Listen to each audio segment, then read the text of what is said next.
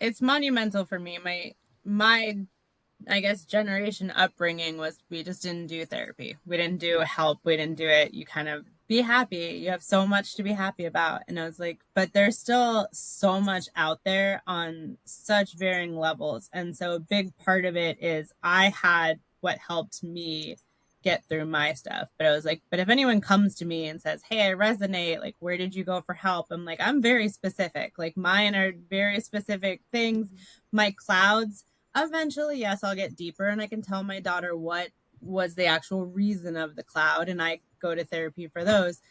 But it didn't feel helpful to just say, yes, I'm in Maryland, here's one therapist for this. And so my goal was like Macy's Santa. I was like, I need to find all of it. So if someone comes and they're like, I have a cloud because breastfeeding, I'm working with like a breastfeeding center. I have a cloud because my kid's always in the pediatrician's office, and like, let me find like-minded pediatricians. And I grew up, if you remember, like the quarters on the map where you had to collect each one. Yes. I'm like, Yeah. that's my goal. My goal is like, I want a doula, I want a pediatrician, I want a breastfeeding, like I want all of it in every single state. And I want to learn how to actually build a website that doesn't drive me crazy, but to kind of drop it down and say like, what topic do you need? And just like, send me an email and I'll be like, here's who I've met. And I've had the opportunity to do that. I've like met some people internationally too, doing some podcasts to say, okay, here's where you can go for them. And so just being able to refer people out and be like, it's okay to say you're not okay in this moment, and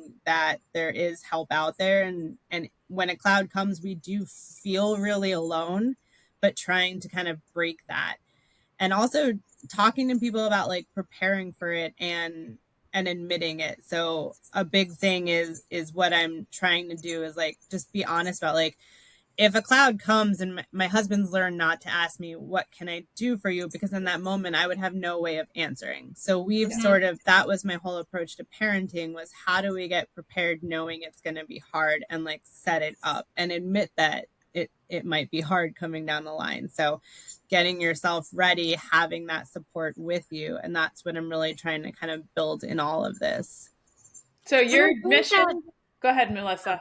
I was going to say, I think that rings true even if a parent isn't struggling, like putting supports in place and knowing that things are going to go sideways at some point in your parenting journey. Cause I don't know anyone who's raised a kid where it hasn't gone sideways, definitely more than once, but, and like prepping for that, I think is one of the most important things you can do. And I think anybody, nobody has perfect days 100% of the time, even if you're not struggling with, clinical level depression. Like, it is okay to not be okay some days. And I think it's also important that your kids see that, so they don't expect that they have to be 100% on all the time either. You're modeling appropriate emotional responses, that people don't live in like rainbows, unicorns, and sunshine all the time.